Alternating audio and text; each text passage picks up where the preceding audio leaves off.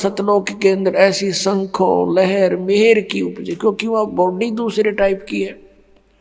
ऐसा शरीर नहीं है सतलोक में, शरीर एज इट इज है, सकल सूरत ऐसी है, मूर्त ऐसी है, लेकिन वो मटेरियल ये नहीं है। वो नूर एक तत्व से बना है, उसमें ये रक्त नहीं है, मांस हाड़ चाम नहीं है, एक नूर से बना हुआ है।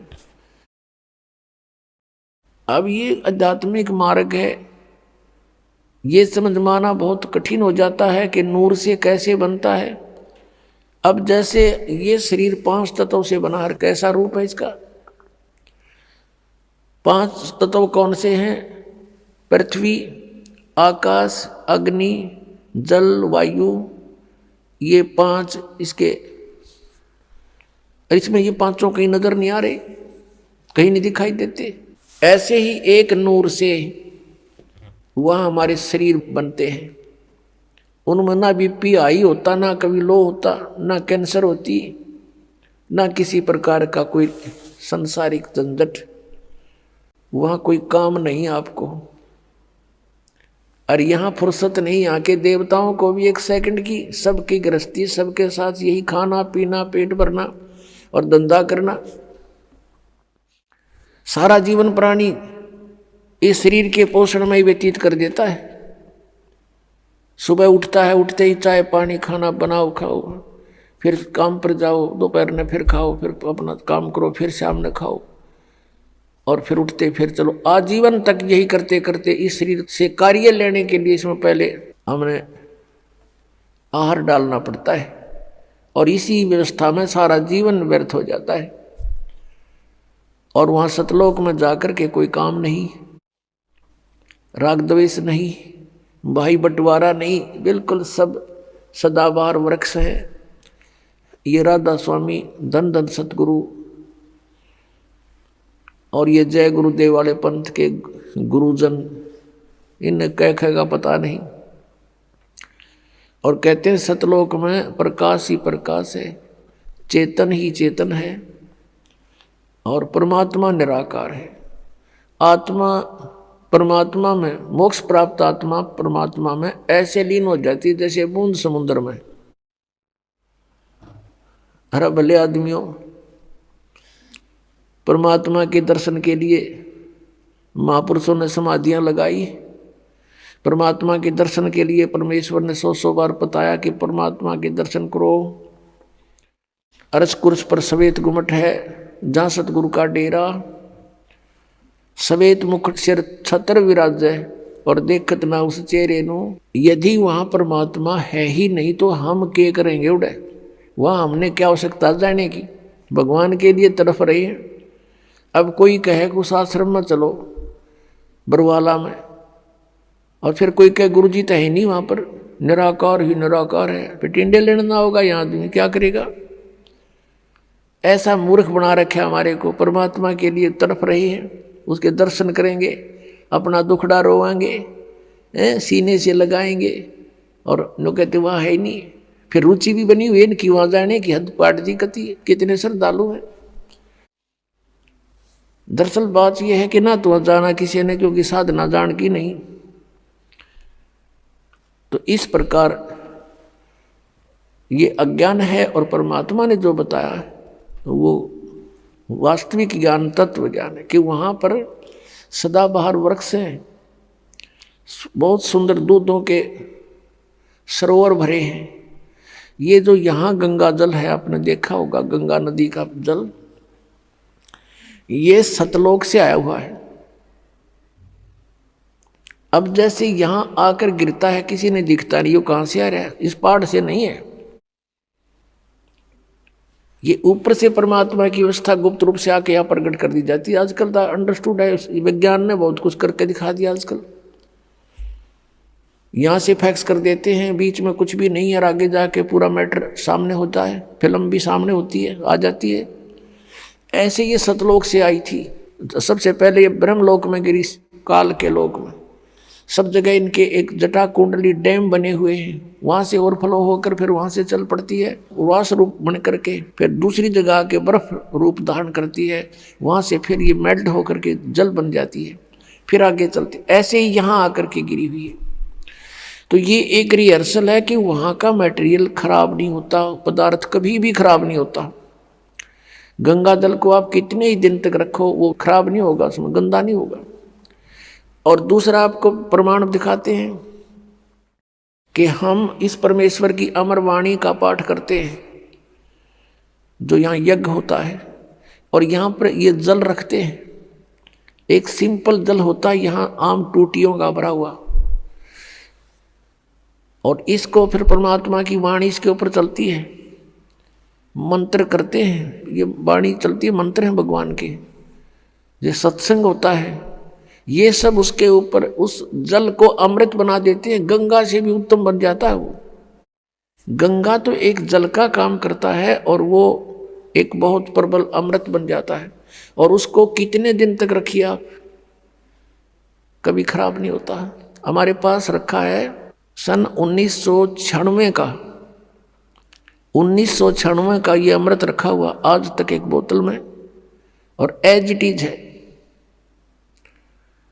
तो जिस परमात्मा की चर्चा करने मात्र से जल भी अमृत बन जाता है, तो पुण्यात्माओं जो सत्संग हम करते हैं, परमात्मा की महिमा सुनाते हैं, अमृतवाणी बोलकर सुनाते हैं, इससे पशु पक्षियों पर भी प्रभाव पड़ता है, चींटियों पर भी प्रभाव पड़ता है, पौधों पर, वृक्षों पर भी प्रभाव पड़ता है, और इनको भी बहुत कुछ शक्ति प्राप्त होती है, और समय आने पर इनको ये काम देगी, इनको लाभ देगी। तो उस सतलोक के अंदर कोई पदार्थ खराब नहीं होता, सड़ता नहीं, गलता नहीं, और सदाबहार वृक्ष हैं, सूखते नहीं, और वहाँ कोई काम नहीं। परमात्मा की याद में आत्मा भीगी रहती है, मस्त रहती है, बहुत आनंद रहता है, चर्चा चलती है, ऐसे मंडलियाँ बैठकर बतलाती हैं, और नीचे के दुखों को देखकर आँखों में आंसू आते हैं कि कैसे रजा हुई परमात्मा, हम कैसे निकला इस गंदते हैं। वहाँ जाकर जब नीचे को देखते हो ना, इसमें सड़ांध आती है, इस 21 ब्रह्मांड में तो सड़ांध बुद्धबू दुर्गंध आती है। गरीबदास साहिब जी ने लिखा है कि लख योजन तक जात है या दुनिया की गंध दुर्गंध।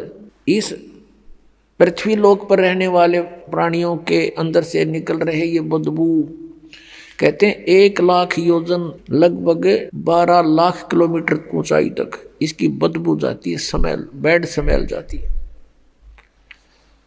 तो पुण्यात्माओं, इस प्रकार की विवेचन से आपका मन परमात्मा की तरफ आकर्षित होगा, और यहाँ से चलने की तैयारी करोगे। अन्यथा हम इसी व्यवस्था को फाइनल मान चुके हैं, मृत्यु तो होनी ही है, लेकिन मृत्यु से पहले बच्चों का विवाह हो जावे, और इनको भी भगवान संतान दे दे, इनका रोजगार ठीक हो जाए, फिर हम बेशक मर जावा। हमने इतना फाइनल कर रखा, बस ये हमारी फाइनल सोच है। अब कारण क्या है कि विकल्प नहीं था हमारे पास कोई भी। अब परमात्मा ने आकर दया करी अपने बच्चों पर, वो खजाना खोल दिया जो 600 वर्ष पहले परमात्मा ने कहा था, धर्मदास मैं आपको ये सारा ज्ञान बताऊंगा, लेकिन इस तत्व ज्ञान को अभी सार्वजनिक मत करना। धर्मदास मेरी लाख दुहाई, ये सार नाम की तबार ना जाई, सार नाम बार जो पढ़ी, बिचली पीढ़ी हंस नहीं तरही। फिर कहा है कि धर्मदास मोरी लाख दुहाई, ये मूल ज्ञान कई बार ना जाई, मूल ज्ञान बार जो पढ़ी, बिचली पीढ़ी हंस नहीं तरही। मूल ज्ञान को तब तक छुपाई जब तक ये द्वादश पंथ मिट जाए। अपनात्माओं, उस परमेश्वर ने आकर स्वयं ही हमारी सुध ली, अपनी जानकारी आप बताई आकर के। अपनात्माओं, अभी तक किसी भी संत या ऋषि महर्षि का विधान या उनका अनुभव देख लो, सुन लो, पढ़ लो, सभी ने यही कहा कि परमात्मा निराकार है। चाहे कोई विष्णु जी का पुजारी है और सामने मूर्ति रखी है भगवान की, उसको भी कहते हैं क्या मेडिटेशन करता तू, का ध्यान लगाता हूँ। आपको कोई दिखाई दिया कि नहीं? परमात्मा का प्रकाश दिखाई देता, भगवान दिखाई नहीं देता। कैसा है भगवान? वो तो निराकार है। तो विष्णु जी क्या है आपका? विष्णु जी क्या है? ये निराकार है, साकार। और फिर भगवान कौन है? यदि आप जी का इष्ट श्री विष्णु जी है और फिर आप मेडिटेशन में ढूंढ किसको रहे हो, कहते निराकार है हो, तो फिर विष्णु जी क्या है? इसको कहते हैं मोती मुक्ता दर्शत नाही, ये जगह सब अंदरे और दिक्कत के तय नैन चश्मिन का फेरा मोतिया बंदरे। एक शेख फरीद नाम के मुसलमान धर्म के अंदर एक फक्कड़ फकीर हुए हैं। बचपन से उसकी श्रद्धा भगवान में थी। पुण्यात्माओं, जो पुण्यकर्मी प्राणी पिछले जन्म जन्मांतर से परमात्मा की साधना भक्ति करते आ रहे हैं, उन्हीं को आज एक विशेष तरफ है परमात्मा के पाने की। यहाँ गरीबदास महाराज जी कहते हैं, साधों से ती मस्करी और चोरा नाल खुशहाल, ये मल अखाड़ा जीतेंगे युगन युगन के माल। यदि आप जी किसी को ये सच्चाई बताने की चेष्टा करते हो तो आपका मजाक करते हैं,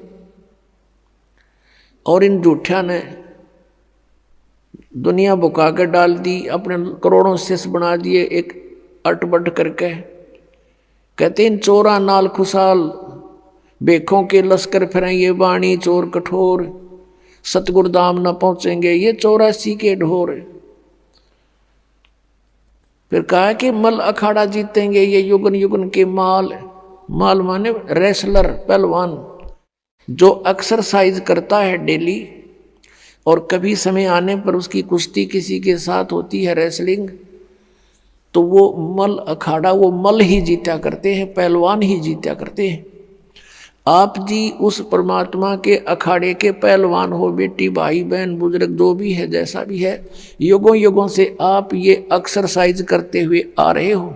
आप ही में से पार होने का नंबर आओगा। जैसे बच्चे स्कूल जाते हैं विद्यालय में, तो जो विद्यालय में जाते हैं उन्हीं में से पास होते हैं, और कोई जो पाली जाता है, गधा पर बारी लेता है, बैठ कर सवारी करता है, स्कूल नहीं जाता है, तो वो पास नहीं होते हैं। आप ही पार होगे। अब आपको वो विद्यालय मिल गया जहां सीधी टिकट सतलोक की मिलती है, तो अब आप पिछले जन्म जन्मांतर से तपस्या साधना भक्ति जैसी भी पता लगा भगवान के लिए अवश्य प्रयत्नशील रहे हो, और तुम्हारे में से आज सिलेक्शन हो रहा है। आप कहीं भी गए हो, भगवान के लिए गए थे, किसी संत के शिष्य बने या किसी मंदिर मस्जिद गुरुद्वारों में आपने जाकर साधनाएं की, कहीं गुफा में गए, कोई तप किया, कोई व्रत किया, परमात्मा के लिए प्रयत्नशील थे। आप पिछले जन्मों के पहलवान थे, आप माल थे पिछले जन्म जन्मांतर के, लेकिन आपको दिशा ठीक ना मिली, जिस कारण से आत्मा आपकी भगवान बिना नहीं रह सकती। इस काल ने हमारे को मूर्ख बनाने के तरीके बहुत अपना रखे हैं। कोई शुक्रवार का व्रत रख के अपने आप को संतुष्ट मान रहा, रखे रहे। कोई सोमवार का व्रत रखता है तो बहुत अच्छा, रखे रहे, क्योंकि सैकड़ों समर्थक हैं। हाँ सही है, मैं भी करता हूं। और ये किसी को नहीं पता कि गीता जी के 16वें अध्याय के 23वें श्लोक में लिखा है कि शास्त्र विधि को त्याग कर जो मनमाना आचरण करते हैं उनकी न तो गति होती है, न कोई सुख प्राप्त होता है, न उनकी कोई सिद्धि प्राप्त होती है। यूजलेस। गीता जी अध्याय नंबर 16 के श्लोक 24 में तुरंत कहा है कि इससे तेरे लिए अर्जुन कर्तव्य और अकर्तव्य की व्यवस्था में सदग्रंथ ही प्रमाण है, नथिंग एल्स। किसी की दंत कथा पर मत विश्वास करना, जो अपने सदग्रंथों में लिखा है उसी में वे ऑफ वर्शिप सही है, फाइनल है। अब जैसे ये श्री कृष्ण जी के पुजारी पवित्र हिंदू धर्म में जितने भी पुण्यात्मा हैं, अब गीता जी को सिरोधार्य मानते हैं और नाम जपते हैं, हरे राम हरे कृष्ण राधे राधे श्याम मिला दे, ओम नमः शिवाय, ओम भागवते वासुदेव नमः, एवं नमः। ये पता नहीं कितने मंत्र बना रखे। गीता जी में है कोई मंत्र ऐसा? गीता जी में फाइनल फैसला कर रखे है। गीता जी अध्याय नंबर 8 के श्लोक नंबर 13 में कहा कि ओम इति एक अक्षरम ब्रह्म व्यवहारण मामनुसमरण ये परियाति तदन देहम सयाति परमाम गति। मुझ ब्रह्म का, माम ब्रह्म, मुझ ब्रह्म का केवल ओम इति एक अक्षरम, ये ओम एक अक्षर है, नथिंग एल्स, और कुछ नहीं। उच्चारण करके सिमरण करता हुआ जो अंतिम श्वास तक शरीर छोड़ने तक इसका सिमरण करता हुआ छोड़कर जाता है, यह प्रियाति तदन देहम सयाति परमाम गति, वो परम गति को प्राप्त होता है। ओम से मिलने वाली परम गति, ओम से मिलने वाली श्रेष्ठ गति कौन सी है? ब्रह्मलोक प्राप्ति, क्योंकि ओम ब्रह्म का मंत्र है। गीता जी अध्याय नंबर 7 के श्लोक नंबर 18 में गीता ज्ञानदाता ब्रह्म श्री कृष्ण जी में बोल रहा है, वो कह रहा है कि मेरी गति में ये उदार आत्मा है तो अच्छी, लेकिन ये मेरे वाली घटिया गति में ही आश्रित रही। ओम से मिलने वाली जो सुविधा है, मोक्ष है, जितना कहते यो तो व्यर्थ है, घटिया है, अनुत्तम है। अनुत्तम क्यों है? क्योंकि गीता ज्ञानदाता स्वयं कह रहा है चौथे अध्याय के 5वें और 9वें श्लोक में, दूसरे अध्याय के 12वें श्लोक में, 10वें अध्याय के दूसरे श्लोक में, अर्जुन तेरे और मेरे बहुत जन्म हो चुके हैं, तू नहीं जानता मैं जानता हूं। तो इससे सिद्ध है कि जन्म मृत्यु ब्रह्म की भी और पुजारी भी फिर दुखी जन्म और मृत्यु जैसा दुख नहीं पृथ्वी पर। इसलिए गीता ज्ञानदाता 18वें अध्याय के 62वें श्लोक में कहता है अर्जुन तू सर्वभाव से उस परमेश्वर की शरण में जा, उसकी कृपा से ही तू परम शांति को और सनातन परम धाम को प्राप्त होगा। अब पुण्यात्माओं 17वें अध्याय के 23वें श्लोक में गीता जी में स्पष्ट किया है कि उस सच्चिदानंद घन ब्रह्म की पूजा यानी तत्ब्रह्म, उस परम अक्षर ब्रह्म की साधना का 3 मंत्र का जाप है, उसको प्राप्ति का ओम तत्सत, ओम ब्रह्म का सरपुरुष भी कहते हैं इस ब्रह्म को, और तत् अक्षर पुरुष का वो सांकेतिक है, और सत जो है परम अक्षर ब्रह्म का। इनकी मजदूरी करनी है, इन तीनों की साधना से ही परमात्मा प्राप्ति, सतलोक प्राप्ति होगी। ओम और तत् सांकेतिक है, ये दोनों मिलकर 2 अक्षर का सतनाम बनता है, और तीसरा वो सार नाम है जो सत कहा है गीता जी अध्याय नंबर 17 के श्लोक 23 में। तो कहने का भाव ये है कि हम साधना करने का खूब कोशिश की हमने, अब पढ़े गीता और नाम ले हरे कृष्ण कृष्ण कृष्ण हरे हरे राधे राधे, कोई बात हुई या? बालकों का खेल बना रखा हमने, भगवान की तरफ जरा भी ध्यान नहीं दिया। गीता जी में है कहीं ये मंत्र, फिर जाप किस लिए कर रहे हो? परमात्मा का विधान है ये। यदि कहो कि तुम कि पुराणों में ऐसा लिखा है, पुराणों में भी, पुराण क्या चीज है, गीता जी क्या शास्त्र है। चारों वेद पूर्ण परमात्मा ने, सत्य पुरुष ने इस ब्रह्म के अंतःकरण में फीड कर दिए थे, 5 वेद किए थे। सूक्ष्म वेद भी जो परमेश्वर ने स्वयं आकर बोलना पड़ा, इसने नष्ट कर दिया फिर, और उसमें ऐसे फीड कर दिए जैसे उसका निर्धारित समय रख दिया, इतने समय के बाद वो अपने आप इसके श्वासों के माध्यम से बाहर निकल आए।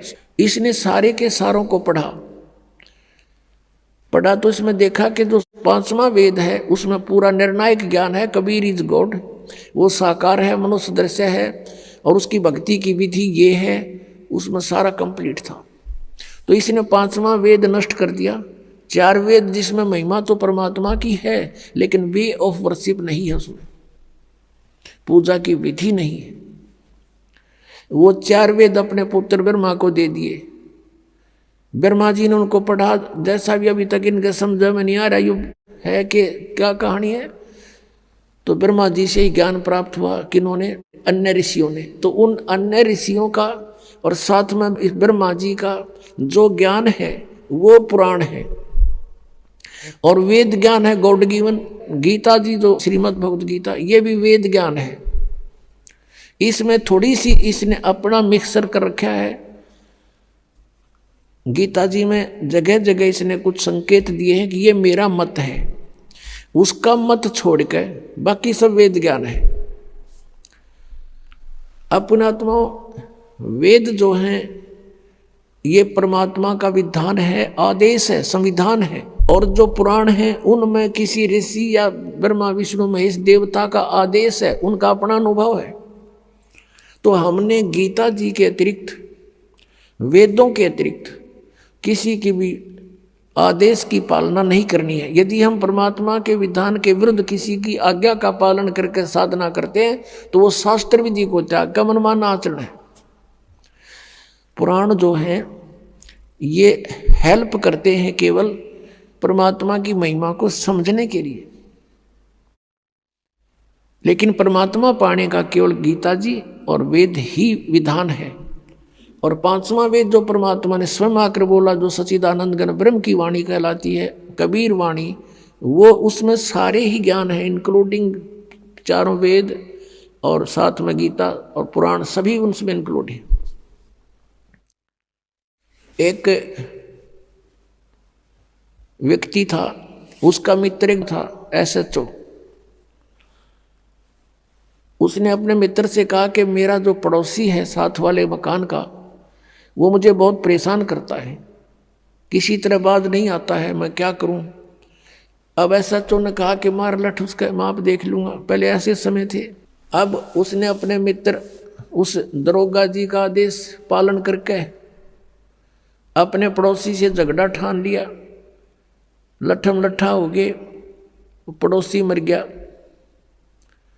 अब वो साथ वाले मकान का व्यक्ति मर गया तो उसको पकड़ कर ले गया वही SHO जो उसका मित्र था, और कोतवाली में दे दिया और उसको सजा होगी, सजाए मौत होगी। अब उसने क्या गलती करी कि राजा का विधान है कि कोई किसी की हत्या करेगा उसको सजाए मौत दी जाएगी। उस व्यक्ति ने एक अधिकारी की आज्ञा का पालन करके और अपने साथी का लठ मार कर मृत्यु कर दी, राजा का विधान तोड़ दिया। अब राजा के विधान अनुसार उसको सजाए मौत होगी, वो अधिकारी कुछ नहीं कर सका। तो पुण्यात्माओं, हमने ऐसे जानना है कि जो वेद और गीता ये परमात्मा का विधान संदेश है, इसमें जो लिखा वही फाइनल है। इसके अतिरिक्त ऋषियों की, देवताओं की जो अपने अनुभव की बातें हैं वो हमने पूजा की विधि में स्वीकार नहीं करनी, क्योंकि वो एक अधिकारी का आदेश हो जाएगा। उसको पालन करने से भगवान का विधान खंड हो जाएगा और हम दोषी अपराधी हो जाएंगे। अब प्रसंग चल रहा है कि आज तक हमें परमात्मा की जानकारी यथार्थ रूप में नहीं हुई। एक शेख फरीद नाम का मुसलमान धर्म में उत्पन्न एक पुण्यकर्मी प्राणी था। पुण्यात्माओं, हम आज से नहीं जन्म मर रहे, असंख्य जन्म हो गए, और इस चतुर्युगी में हम सतयुग से लेकर आज तक जन्मते मरते रहे। और इस कलयुग से पहले हम अलग, ना कोई मुसलमान था, ना हिंदू था, ना सिख था, ना ईसाई था। सब वैदिक धर्म को मानने वाले होते थे, वेदों अनुसार ओम नाम का जाप करते थे, और कोई साधना वो सर्व यज्ञ हवन आदि करते थे, 500 यज्ञ किया करते थे। अब हमारे आपस में संस्कार एक दूसरे के मिक्स हैं। आज कोई हिंदू धर्म में जन्मा है तो कल मुसलमान धर्म में जन्म ले सकता है। आज कोई मुसलमान धर्म में कट्टर हुआ बैठा, कल मृत्यु होगी, उसके बाद वो हिंदू धर्म के अंदर जन्म ले सकता है। ईसाई के भी ले सकता है, ईसाई भी की मृत्यु के बाद ईसाई भी यहाँ आ सकते हैं हिंदू धर्म में, और सिख धर्म में भी जा सकते हैं। तो कहने का भाव यह है कि हमने अपनी बुद्धि को बहुत ऊपर उठाना पड़ेगा, तब हम इस काल के जाल से निकल पाएंगे।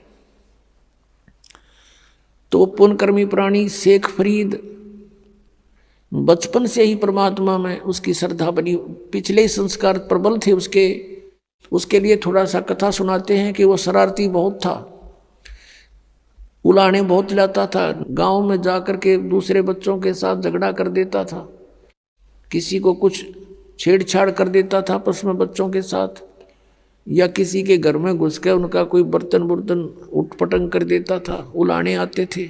उसकी माता बहुत तंग होगी, उसने सोचा अब क्या करूं, इसको कैसे शांत करूं।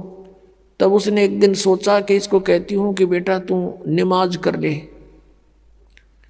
शेख फरीद की माता ने कहा कि बेटा तू नमाज करा कर। छोटा ही बालक था, 3-4 वर्ष का। कहने लगा क्यों, मैं क्यों करूं नमाज, मुझे क्या मिलेगा। और वो उसका फेवरेट फ्रूट था खजूर, जो है वो खजूर बहुत खाता था, उसको बड़ा पसंद थे। उसने कहा, माँ ने कहा बेटा अल्लाह तुझे खजूर देगा।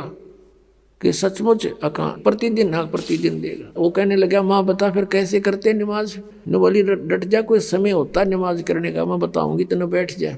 वो इतना बैठा रहा। अब माँ ने सोचा मेरा काम करने का समय है, इसने ला दूं नमाज करन, और तू काम कर लेगी इतनी ना, तो कह पता नहीं क्यों लाने लाओगा। उसने एक कपड़ा बिछाया और कहा बेटा ऐसे मत्था टेक ले और यूं कहता रहे अल्लाह मुझे खजूर दे, अल्लाह मुझे खजूर दे, यही नमाज है। और तो उसके याद क्यों होती बालक के। जब उसने वो काफ़ी देर करता रहा, उसकी मम्मी ने क्या किया, एक पत्ते में खजूर लपेट के, थोड़ा सा खजूर 2 पत्तों में उस कपड़ा बिछा रखा था, उसके नीचे रखे ही। और जब सारा काम कर लिया, जब कहने लगी बेटा आंख खोल दे बाजा, वो उठा, उसने देखा इधर उधर, कहने लगा माँ अल्लाह ने खजूर तो दिया ही नहीं, मैं नहीं करूँ आज के बाद बिल्कुल भी। उसकी माँ ने कहा बेटा अल्लाह ऐसे सरेआम थोड़ा ही देता है, वो तो गुप्त देता है बेटा, देख कहीं रख गए होंगे आसन के नीचे। उसने कपड़ा उठाकर देखा तो रखा मिला, खावर कूद खा लिया, वाह जी वाह। फिर कहता माँ अब फिर बता कब करनी है वो नमाज। एक दिन क्या हुआ कि माता ऐसे प्रतिदिन उसको बैठा दे, वो ऐसे ही बिल्कुल दर्द होकर 2-2 3-3 घंटे उठे को नहीं। एक दिन उसकी माता वो खजूर रखना भूल गई और उसने कह दिया आजा बेटा। वो उठ गया, उसने उठाकर पल्ला देखा, खजूर वेजिटीज रखे जैसे पहले रखती थी उसकी माँ। अब फिर उसकी माँ के भी याद आ गया कि आज तो मेरे से गलती होगी, यू कभी नहीं कराई भी सा नालायक से, आज इसको खजूर मिले नहीं। तो उसी समय वो खजूर खाता हुआ आ रहा था। उसकी माँ ने कहा बेटा ये खजूर कहाँ से लाया तू, अल्लाह रोज देता है मुझे। कहने लगी कहाँ था ये खजूर, अग वहीं जहाँ पहले रखते थे, आज दिखाऊं, एक पत्ता तुम्हें छोड़ के आया हूँ नीचे वाला। अब जाकर देखा सचमुच खजूर जो के त्यों। उसकी माँ तो हैरान रहेगी कि हे परमात्मा बड़ी सुनी ना, तो आज के बाद तो कभी नहीं करो नमाज। कहने का भाव ये है कि कहते हैं पिछली तब से होते हैं पूर्ण हंस मुराद, पिछला संस्कारी हंस था, परमात्मा ने आस्था बढ़ानी थी। उसकी माँ का भी फिर लगन बन गई, वह बस नकली सा काम कराया करती। उस दिन के बाद उसकी माँ का भी दृढ़ विश्वास हो गया भगवान है, अल्लाह है कहीं पर। तो जब वो बड़ा हुआ तो उसने घर त्याग दिया, क्योंकि रुक नहीं सकता वो प्राणी जिसको चाह भगवान की है। अब जो परंपरागत उनकी क्रियाएं थी, मांस खाना, वो उनको पसंद नहीं था उस प्यारी आत्मा को। उसने छोड़ दिया कि ये तो कुछ जची नहीं बात, हिंसा करके भगवान मिला करते हैं कभी। अब वो शेख फरीद पुण्यात्मा परमात्मा की तलाश में कहाँ जाते हैं, संत के पास, के संतों के पास परमात्मा के पाने की विधि होती है। एक फक्कड़ फकीर था, सिद्ध पुरुष था, साधना करता था, सिद्धि में प्रसिद्ध हो रहा था। उसके पास पहुंच गए, उनसे बातें की, उसने अपना जो साधन जाने था वो बता दिया, बेटा कठिन से कठिन तप कर, जितना कष्ट दोगे शरीर को उतना ही भगवान निकटाएगा। अब शेख फरीद तो गए ही भगवान पाने के लिए थे, दिन रात अपने खूब कष्ट करें, जो भी गुरुजी आदेश दें वही पालन करें। अब शेख फरीद गए हुए थे किस लिए, परमात्मा के लिए, और गुरुजी के आदेश का 100% पालन करते थे। उस आश्रम में उनके पास और भी 5-7 शिष्य रहते थे। और शेख फरीद के जाने के बाद उनके गुरुदेव की उस बच्चे में वो ज़्यादा प्रिय लगने लगा, क्योंकि वो हर कार्य को उनकी इच्छा अनुसार करता था। ऐसे बैठा रहता था या खड़ा रहता था जब तक आज्ञा नहीं होती थी। उनके गुरुजी अधिकतर उसी से सेवा लेते थे। तो अन्य शिष्य ईर्षा करने लगे कि शेख फरीद तो गुरुजी के हृदय में बस गया और आश्रम इसको देंगे लास्ट में मृत्यु के बाद, और तुम रह गए अब घर छोड़ दिया परमात्मा पाने के लिए। और वहाँ जाकर फिर ये राग द्वेष अभिमान बड़ाई की भूख ज्यों की त्यों, फिर किस लिए डले ढो रहे हो वहाँ पर। अगर तुमने आश्रम की जरूरत है, भगवान की नहीं रही, मान बड़ाई की भूख है, तो भक्त नहीं। ये शेख फरीद में नहीं थी। अब अन्य जो शिष्य थे उन्होंने सोचा इसको गुरुजी की नज़रों से गिराते हैं। वो जो सिद्ध पुरुष था मुसलमान धर्म में फक्कड़ फकीर था, तपस्वी था। वो क्या करा करता, हुक्का पिया करता खाना खाते समय, और शाम के समय विशेषकर हुक्का पीकर तुरंत सो जाता था, सुबह बखत से उठ जाता था। तो आश्रम में प्रत्येक भक्त की एक दिन की सेवा बांट रखी थी कि इस दिन वो सारी सेवा करेगा, इस दिन वो करेगा, इस दिन वो करेगा। जिस दिन शेख फरीद की सेवा का टर्न आया, उस दिन अन्य सेवकों ने सोचा कि आज इसको गुरुदेव के नज़रों से गिराते हैं। वर्षा का मौसम था, लेकिन वर्षा नहीं हो रही थी। शेख फरीद ने शाम के समय खाना बनाया गुरुजी के लिए, और गुरुजी के हुक्के के लिए पहले ही अग्नि तैयार कर देता था। उसने अग्नि तैयार कर ली थी, खाना खिलाने गया हुआ था। पीछे से उनके अन्य ईर्षालु साथियों ने वो अग्नि बुझा दी, पानी पूनी छिड़क दिया। अब शेख फरीद ने तो ये सोचा था कि 2 मिनट में हुक्का भर के दे दूंगा, और वो गुरुजी इतना क्रोधी था, अगर 5 मिनट लेट हो जाता ना कोई भी किसी कार्य में, उससे इतना नाराज हो जाता, उसको डंडे मारता था और कई दिन तक उसको सेवा नहीं देता था। तो अब शेख फरीद जी गए अपनी मस्ती में कि जाके हुक्का भर दूंगा। जाके देखा आग नहीं है। अब शेख फरीद को तो भाई चिंता का विषय हो गया। इधर देखा उधर देखा, अग्नि नहीं बिल्कुल भी। थोड़ी सी दूर पर देखा कि गांव था, नगर था, वहां से 1 किलोमीटर की दूरी पे वहां धुआं उठ रहा था। चलम उठा के भाग लिया पूरी स्पीड पे। वहां जाकर देखा तो एक माई चूल्हे में अग्नि जलाने की चेष्टा कर रही थी, फूंक मार रही थी, और आंखों में पानी गिर रहा था। धुआं वापस आकर उसको परेशान कर रहा था। अब शेख फरीद दौड़ा दौड़ा गया, माई माई कहाँ, कौन है? हाँ महाराज क्या बात है? कि माई आग दे दो, हुक्का भरना है। वह माई थी नरी निकम्मी, नो बोली आंख फूट जाना जब आग में लहे, आंख फुटवा ले तू भी अपनी। अब वो बोला आदमी था, साधु संत बोले वाले होते हैं, अकमाई आंख फूटने से अग्नि मिल जाएगी? कहाँ मिल जाएगी? वनों का कर फिर फू फू करने लगेगी। अब उसने दे के चिमटा आंख में और बाहर निकाल कर रख दी, ले माई आग दे दे मुझे, ये आंख फोड़ दी मैंने। अब माई ने देखा, उसके तो पाँव तले की धरती निकलेगी कि तू उस महात्मा का शिष्य है, वो बड़ा सिद्ध पुरुष है, और उसने कुछ वचन बोल दिए तेरा नाश हो जाएगा। उस माई ने सारी अग्नि बाहर काट दी चूल्हे थे, अगले बाबर ले। अब वो फटाफट धर के आकर उस आँख के एक बांध का कपड़ा सा और सपीटते फिर भाग लिया। उधर से गुरुजी ने आवाज लगाई, रे शेख फरीद, रे फरीद कित मर गया। तीसरी आवाज जब लगाई, जब 2 एकड़ की दूरी से आवाज करी, आ गया गुरुजी, आ गया गुरुजी। गुरुजी ने पूछा भी क्या बात है, इतनी देर कैसे लगा दी? जी आग, मौसम वर्षा का था, गुरुदेव अग्नि जलाई थी लेकिन आग बुझ गई, गांव से दौड़ के लाया हूँ। अका अच्छा रख दे। अब अग्नि रख दी, वो तो हुक्का पी का सोने की तैयारी में था। उसने देखा अंधेरा सा हो गया था, आंख का केला गया। जी आपके रहते क्या लगे गुरुदेव, क्या लगे? नौका के बाहर निकल गया। अच्छा भाई, अब माई ने सारी रात काटनी मुश्किल होगी, अब तेरे ऊपर बिजली गिरेगी, वो बताओगा गुरुजी को ऐसे ऐसे, और ये सिद्ध पुरुष है, को वचन बोल दिया तेरा नाश होगा। सुबह सुबह जाली माई ले करके उसको आँख को मटके के कापण पर ढक्कन पर रख कर लेगी और कहा महाराज मेरे से गलती होगी, माफ़ कर दियो, आपका शेष अग्नि लेने गया था, मैं ऐसे ऐसे धूमे में दुखी हो रही थी और मेरे मुख से निकल गया कि आँख फुटवा ले, आँख फुटे तो अग्नि मिलती है, और आपके शेष ने आँख निकाल कर रख दी। महाराज मेरे पे गलती होगी, माफ़ कर दो। माथा टेक कर रोआ बुढ़िया माई। अब उस गुरुजी के समझ में नहीं आ रही, या कहना के चाह रही है।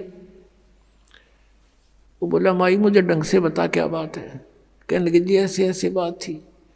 शेख फरीद को बुलाया, अरे फरीद इधर आ। कहाँ जी? अरे क्या हो गया?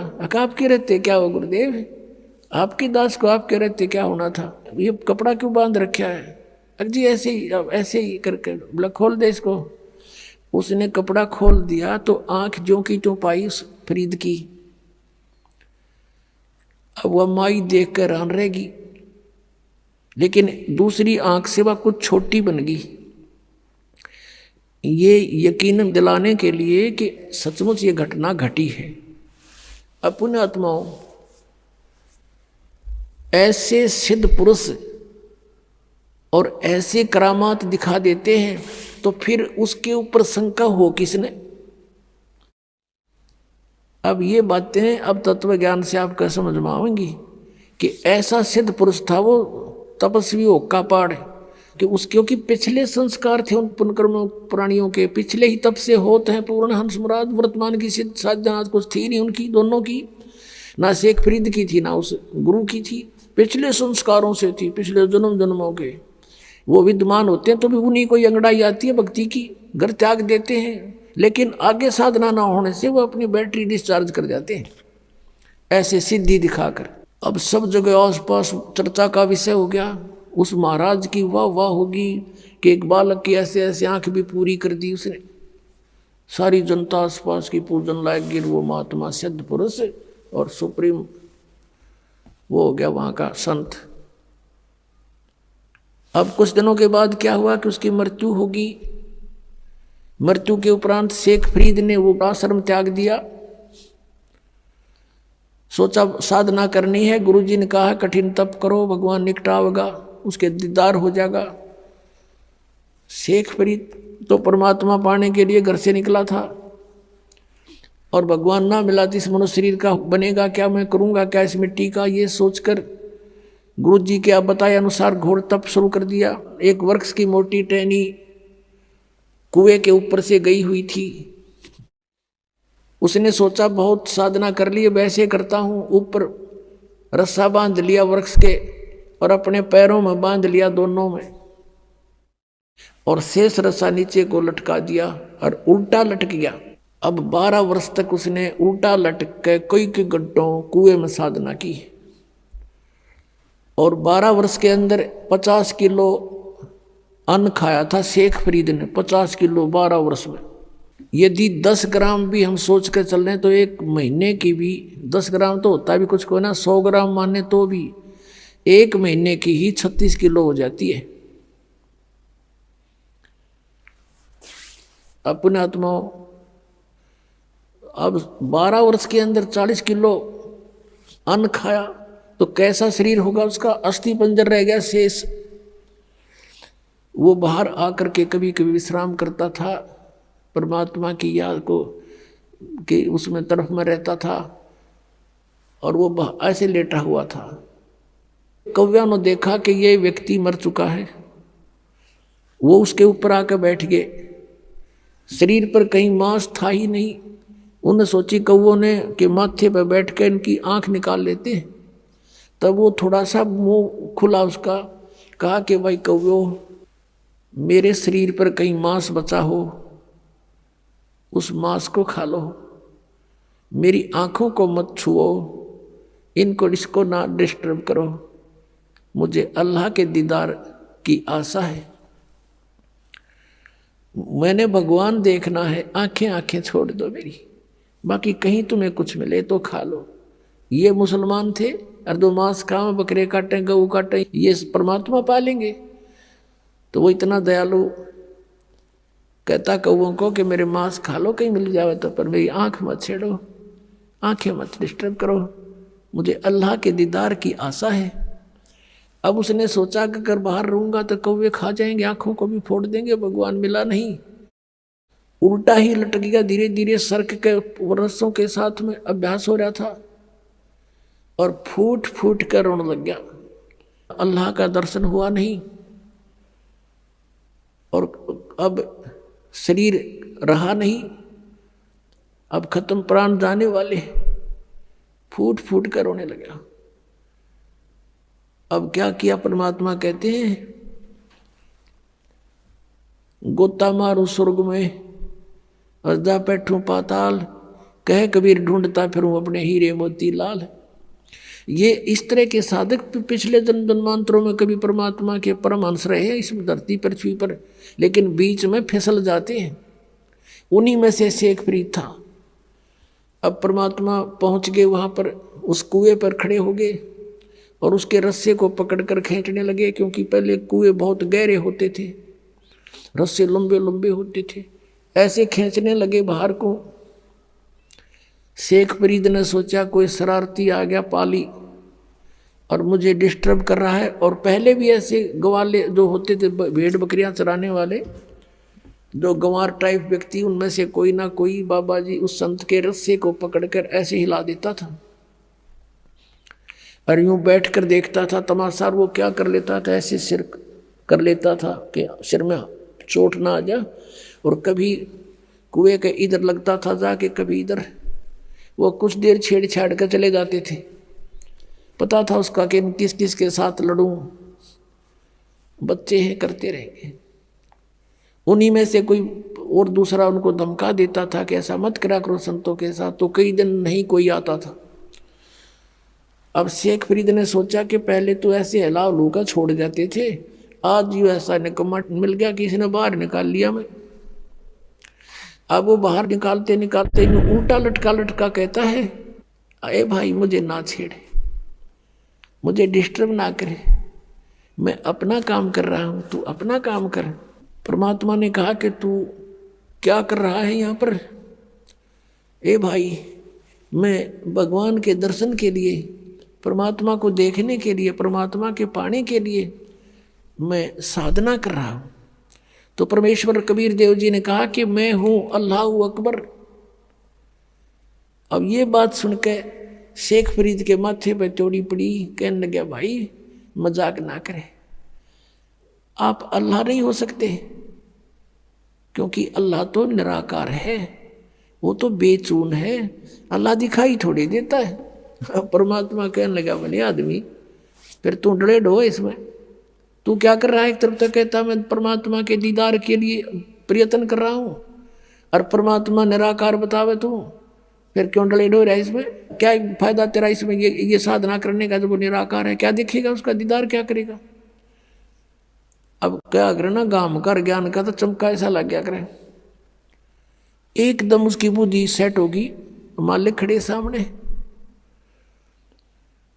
उसको ये समझ में आ गई शेख फरीद के कि भाई अगर ये परमात्मा तो नहीं हो सकता, लेकिन परमात्मा का बाखबर जरूर है, यानी तत्वदर्शी संत अवश्य है। उसने उल्टा लटके लटके पैर पकड़ दिए कि महाराज मुझे भगवान का ज्ञान बता दे, मुझे अल्लाह की आवश्यकता है, अल्लाह के दर्शन करूंगा। परमात्मा ने कहा तू फिर वही बात कर, अल्लाह के दर्शन करूंगा, तुम्हारा अल्लाह बेचून निराकार बताओ, तुम अल्लाह के दर्शन क्या खाक करेगा तू? अगर दर्शन करेगा तो अल्लाह साकार हुआ। अब वो कहता हाँ बिल्कुल ठीक है, नहीं तो दीदार सब दाना नहीं चाहिए तुम्हारे मुख पर। तो वो कहने लगा जैसा भी है मुझे रास्ता बता दो, मैं भटक चुका हूँ, मेरा अंत आने वाला है और परमात्मा मुझे मिला नहीं। अब परमात्मा ने क्या कहा कि बेटा बच्चा, इस देही शरीर के साथ तरीके शत्रुता है, वो कभी खत्म कर लिया, बहुत कॉस्टली है, इस तरह परमात्मा नहीं मिलता। परमात्मा पाने का एक मंत्र है, जाप है, और भूखा रहने से भगवान मिले नहीं, गना खाने से भगवान मिले नहीं। इतना भी नहीं खाना चाहिए कि अंगड़ाई टूटर जो माइया दड़ी पक्का खा ले, और इतना कम भी नहीं खाना चाहिए कि कमर टेढ़ी हो जाए के भक्ति करोगे। प्रथम अंजल संयम राखे, योग युगत सब सतगुरु भाखे। खाने पीने पर संयम बरते, हिसाब का खावे, इतना खावा जो घना नींद भी ना आवे और भूखा भी ना रहे और शरीर में फुर्ती स्फूर्ति बनी रहे। और ये साधना कर। फिर शेख फरीद को धीरे धीरे खाना खिलाया, फल खिलाए, फूल खिलाए, फिर धीरे धीरे खाना खाने लगा और फिर वो परमात्मा के साथ ही हो लिया। अब पुण्यात्मा कबीर परमेश्वर जी वो पूर्ण परमात्मा हैं, अल्लाह अकबर हैं। अल्लाह कबीर कहो चाहे कबीर अल्लाह कहो, गॉड कबीर कहो, कबीर साहब कहो, अल्लाह अकबर कहो, अल्लाह कबीर या अकबर एक ही बात है। ऐसे अपनी प्यारी आत्माओं को फिर से सतमार्ग पर लगाते हैं, उनकी बैटरी चार्ज करते हैं। अब पुण्यात्माओं कैसा है भगवान और कौन है परमात्मा, पहले तो हम अपने सदग्रंथों से पहचानेंगे कि कैसा है भगवान। जैसे पवित्र हिंदू धर्म के अंदर चारों वेदों को एथेंटिक मानते हैं कि वेदों में जो लिखा वो फाइनल है, लेकिन वेदों का जो लेख है मूल पाठ संस्कृत भाषा में है। अपनात्माओं ज्ञान जो होता है, ज्ञान वो किसी भी भाषा में हो, ज्ञान तो ज्ञान ही होता है। जैसे हम अपनी चाहे हरियाणवी भाषा में बोल के वो बात बता दे, और चाहे जिस भाषा को कोई समझता हो उसमें बोलकर बता दे, वो ज्ञान श्रेष्ठ हो, यथार्थ हो, तो उसका समझना आवश्यक है। अब एक भाषा को जान लेने से विद्वान नहीं हो जाता। जैसे संस्कृत भाषा को जानते थे ब्राह्मण वर्ग, और इन्हीं को पहले सतयुग त्रेता द्वापर तक इन्हीं को शिक्षा ग्रहण का आदेश था, दूसरे वर्ग को नहीं था, वर्ण को नहीं था। परमात्मा चारों युगों में आए हैं। सतयुग में सत सुकृत नाम से आए, तब इस मनु जैसे ऋषियों से मिले, ब्रह्मा से मिले, विष्णु से मिले, शिव जी से मिले। इनको यथार्थ ज्ञान समझाया, इन्होंने ध्यान से सुना, लेकिन बाद में काल ने इनकी बुद्धि को बदल दिया कि ये झूठ बोलता है, ऐसा कुछ नहीं है। तो तीनों ने बगावत कर दी, भगवान की वाणी को स्वीकारा नहीं। मनु जी ने भी परमात्मा का नाम बिगाड़ दिया कि ये वामदेव है। वाम माने उल्टा, उल्टे अर्थ करने वाला, क्योंकि कबीर परमेश्वर कहते थे मैं परमात्मा हूं, तो इस बात का बहुत मजाक उड़ाते थे वो कि ये भगवान है, ये ब्रह्मा विष्णु महेश से भी ऊपर मानता है, मेंटल है, मेंटल। वो कहा करते कि भगवान तो निराकार है, प्रकाश ही प्रकाश है। परमात्मा कहा करते कि ऊपर भी मैं ही हूं, नीचे भी मैं ही हूं, दोनों ठोड़ पर मैं ही हूं। तो उसका नाम वामदेव रख लिया, वामदेव। वाम माने उल्टा, उल्टी खोपड़ी वाला, वामदेव उल्टी खोपड़ी वाला भगवान। नहीं माना, कहने का भाव किसी ने नहीं माना परमात्मा को परमात्मा। त्रेता युग में मुनिंदर नाम से आए थे, और द्वापर में करुणामय नाम से आए थे, जो सुपथ सुदर्शन के गुरु जी बने थे। और त्रेता युग में आए थे जो मंदोदरी और नल नील और लंका के अंदर जो एक चंद्र विजय भाट था, उसके 16 सदस्यों ने नाम लिया था, और भी कुछ एक अच्छी आत्माओं ने परमात्मा की शरण ग्रहण की थी। अब कलयुग के अंदर वो परमात्मा आए और अपना यथार्थ ज्ञान स्वयं ही बताना पड़ता है परमात्मा को प्रत्येक युग में आके। अब जो परमेश्वर आए थे 600 वर्ष पहले बनारस में, उस समय भी परमेश्वर यही कहा करते थे कि तुम जिन भगवानों की पूजा करते हो, इनकी पूजा का विधान वेदों में नहीं है, और ब्रह्मा विष्णु महेश को आप अजरो अमर मानते हो, ये अजर अमर नहीं है, इनकी जन्म मृत्यु होती है। 3 देव की जो करते भक्ति, उनकी कदे ना हो मुक्ति। इन तीनों देवताओं की 600 वर्ष पहले परमात्मा ने बताया था कि दुर्गा इनकी माता है और काल इनका पिता है। लेकिन उस समय इन ब्राह्मण वर्ग के जो गुरुपद पर विराजमान थे व्यक्ति, उन्होंने परमात्मा का घोर विरोध किया और करवा दिया जनता से, और कहा कि कबीर तो अशिक्षित है, ये क्या जाने संस्कृत भाषा को, ये तो जुलाहा है, धानक है, हम ब्राह्मण हैं, हमने संस्कृत को पढ़ा, ऐसा कुछ नहीं लिखा हुआ इन पुराणों में। ये सर्वेश्वर हैं, महेश्वर हैं, कोई इनके माता पिता नहीं, मृत्युंजय हैं, कालज्य हैं। आज तक मूर्ख बना रहे थे हमारे को संस्कृत भाषा के जानने वाले। और परमात्मा ने 600 वर्ष पहले लिखा था कि इनकी जन्म मृत्यु होती है, इनके माता पिता हैं। अब पहले तो परमात्मा के उस सूक्ष्म वेद में दिखाते हैं आपको कि परमात्मा ने 600 वर्ष पहले ब्रह्मा विष्णु महेश के बारे में क्या टिप्पणी करी थी, और आज फिर उन पुराणों में ज्यों की त्यों पाई। जब हम शिक्षित हो गए, समझन जोगे हो गए, अब देखिएगा। अब ये है कबीर सागर। अब कितना मोटा ग्रंथ है, अब देखना इसको, इसके अंदर दिखाते हैं आपको। ये है कबीर सागर, संपूर्ण 11 भाग, खेमराज श्री कृष्ण दास प्रकाशन बम्बई, यहाँ से ये प्रकाशित है। और इसका यहाँ लिखा है सत कबीर सागर, ज्ञान सागर प्रथम खंड, कबीरपंथी भारत पथिक, स्वामी युगलानंद बिहारी द्वारा प्रस्कृत, मुद्रक एवं प्रकाशक हैं खेमरा श्री कृष्ण दास, अध्यक्ष श्री वेंकटेश्वर प्रेस, खेमरा श्री कृष्ण दास मार्ग मुंबई।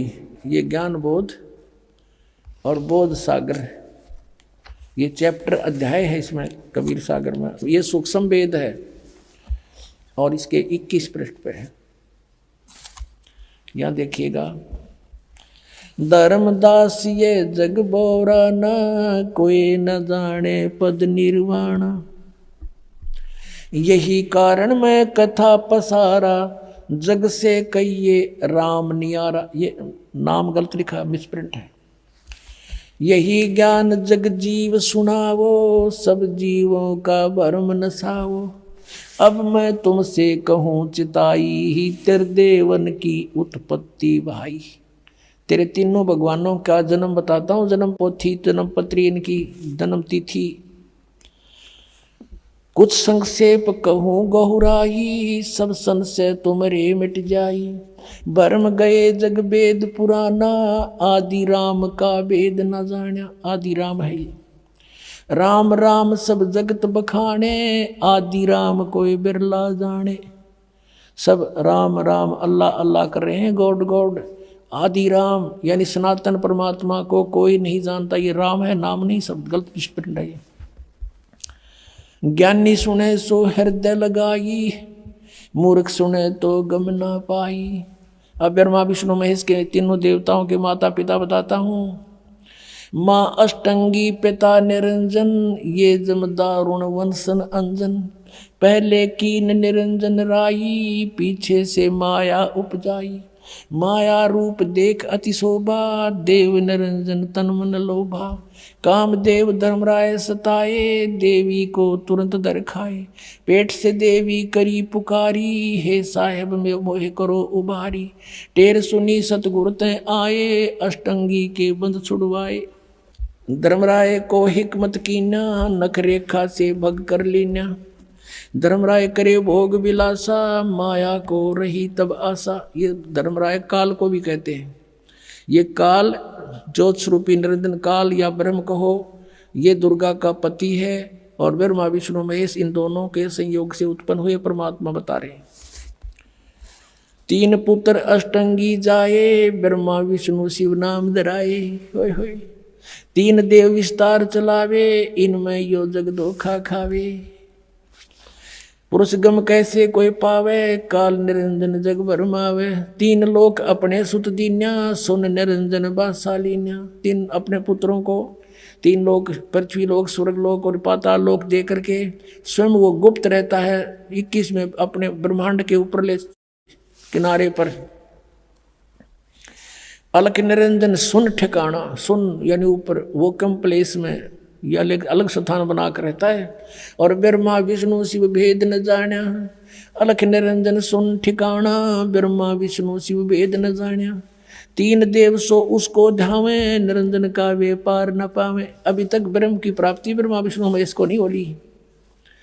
अलख निरंजन बड़ बटपारा, तीन लोक जीव कीन आहारा। तीनों लोकों के जीवों को खाता है ये, बड़ा ठग है। बटपारा माने छली व्यक्ति है ये। ब्रह्मा विष्णु शिव नहीं बचाए, सकल खाए पुन दूर उड़ाए। कहते ब्रह्मा विष्णु महेश अपने पुत्रों को भी खाओगा ये आखिर में। तिनके सुत हैं तीनों देवा, आंध्र जीव करते हैं सेवा। तीन के पुत्र हैं, तीन यानी इनके ब्रह्मा विष्णु महेश जो हैं काल और दुर्गा के पुत्र हैं। और ये आंध्र जीव, अंधे जीव इन ब्रह्मा विष्णु महेश की पूजा करते हैं। अंधे माने ज्ञानहीन।